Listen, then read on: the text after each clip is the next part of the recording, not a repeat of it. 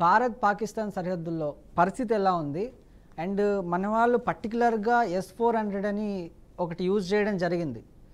అసలు S-400 దాని గురించి ఏదైనా చెప్పండి మేడం.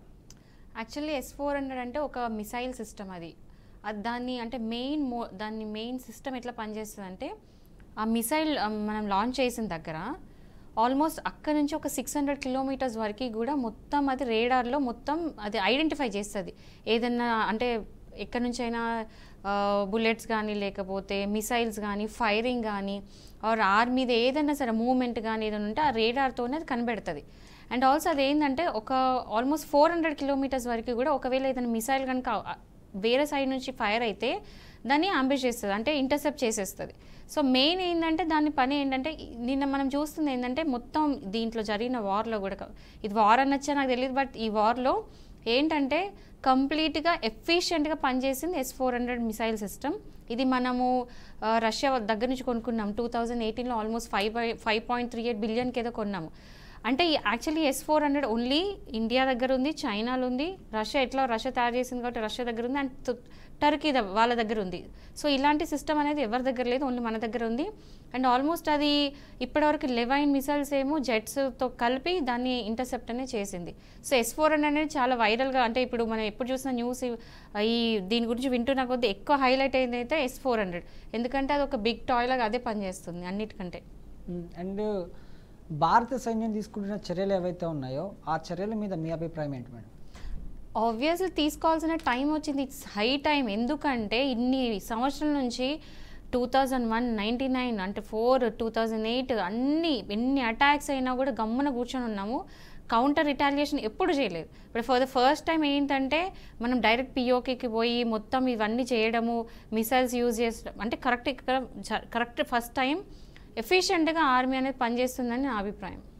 అండ్ భారత్కి రష్యాకి ఒక ఒప్పందం అయితే కుదుర్చుకున్నాం, అసలు ఆ ఒప్పందం ఏంటి? భారత్కి ఉన్ను పాకిస్తాన్కి అంటే ఏదైతే ఏం లేదు, సీజ్ ఫైర్ అగ్రిమెంట్ ఉంది మన మధ్యలో. అండ్ ఇప్పుడు జెనీవా కన్వెన్షన్స్ ఇవన్నీ జరిగినాయి. ఏంటంటే సీజ్ ఫైర్ ఉండకూడదు, ఇవన్నీ చేయొద్దు, అంటే పీస్ హార్మనీ ఉండాలి వాళ్ళకి మనకి అని చెప్పేసి జెనీవా కన్వెన్షన్స్ సైన్ చేయడం అదంతా జరిగింది.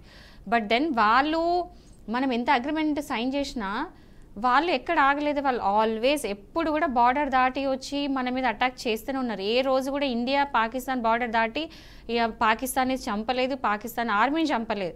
బట్ ఏళ్ల తరపడి డికేడ్స్ నుంచి కొన్ని ఏళ్ల నుండి ఏంటంటే పాకిస్తాన్ వాళ్ళు బార్డర్ దాటి వచ్చి మన ఆర్మీని మన సివిలియన్స్ని ఎన్నో విధాలుగా, అంటే ఇప్పుడు ముంబై అటాక్ అయినా కావచ్చు, ఈవెన్ హైదరాబాద్లో ఎన్నిసార్లు అటాక్ జరగలేదు, ఇవన్నీ కూడా ఇప్పుడు రీసెంట్గా పహల్గామ్ అటాక్, ప్రతిది కూడా వాళ్ళు స్టార్ట్ చేసిందే. ఫస్ట్ టైం మనం రిటాలియేట్ చాలా స్ట్రాంగ్ ఇస్తున్నాము. ఏమంటే ఇంకా ఇంకొన్ని రోజులు ఇట్లా నడుస్తుంటే మేబీ మనం కావాల్సినవి మనం సాధించుకుంటామని అనుకుంటున్నాను నేను. అండ్ S-400కి త్రిమ్ఫ్ అనే ఈ వ్యవస్థకు ఒక పేరు పెట్టడం జరిగింది, అసలు ఆ పేరు ఎందుకు పెట్టారు? దేనికి? S-400 వ్యవస్థకి. అది S-400 ఏంటంటే మనకి రష్యాకి జరిగిన దాంట్లో ఏంటంటే అది బేసికల్లీ రష్యా వాళ్ళు ఇచ్చుకున్న ఒక ముద్దు పేరు లాంటిది, అది ఇవ్వడం జరిగింది. వాళ్ళు ఏ పేరు పెడితే ఆబ్వియస్లీ మన మీద పెట్టుకోవాలి కాబట్టి అదే రన్ అవుతుంది. అండ్ ఇది ఓన్లీ 4 కంట్రీస్కే ఉంది, పాకిస్తాన్కి అది లేదు, ఈవెన్ అమెరికా దగ్గర కూడా లేదు. అది ఒక ఇండియాకి ఒక అచీవ్మెంట్ అని అనుకుంటున్నాను. అండ్ ఇదే ఇప్పుడు ఏదైతే యుద్ధం జరుగుతుందో ఆ యుద్ధం సివిలియన్స్ పైన ప్రభావం ఎలా ఉంది? ఎప్పుడైనా చూడండి, ఇండియాకి పాకిస్తాన్కి ఏదన్నా జరిగితే ఫస్ట్ సఫర్ అయ్యేది జమ్మూ కాశ్మీర్ పీపుల్, అక్కడ ఉన్న సివిలియన్సే.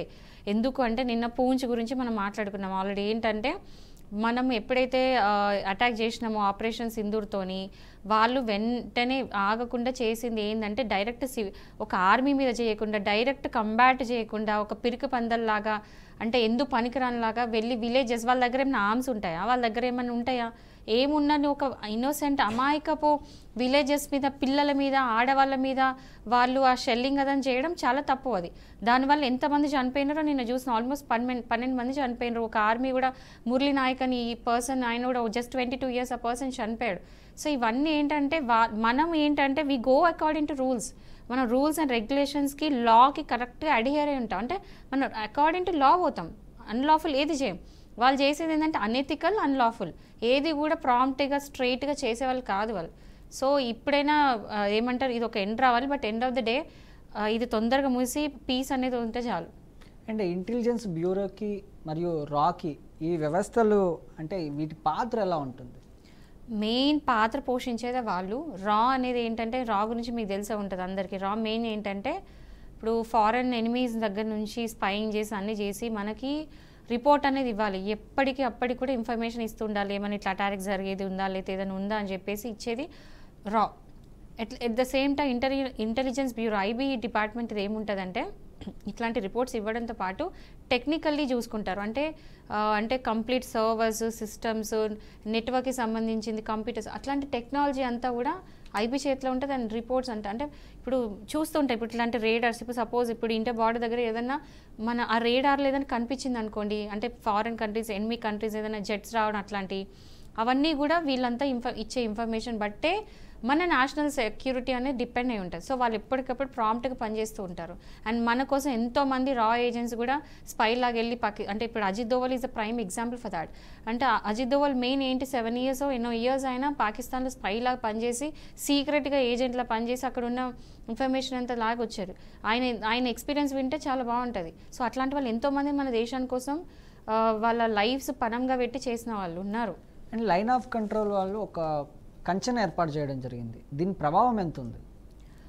ఇప్పుడు ఎల్ఓసి అనేది అప్పుడు వచ్చింది కాదు.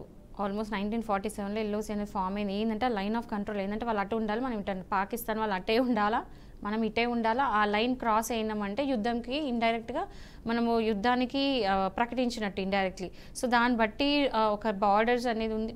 బార్డర్కి సంబంధించిన లాస్ ఉన్నాయి, రూల్స్ ఉన్నాయి, రెగ్యులేషన్స్ ఉన్నాయి. వాళ్ళు దాటద్దు, మనం దాటద్దు. దాటినప్పుడు ప్రాబ్లం అవుతుంది. ఇండియన్ బౌండరీ కూడా దాటద్దు వాళ్ళు. సో మనం చెప్తున్నాను కదా, మనం లాఫుల్గా వెళ్తాం, వాళ్ళు ఎప్పుడు కూడా లాఫుల్గా బిహేవ్ చేయరు.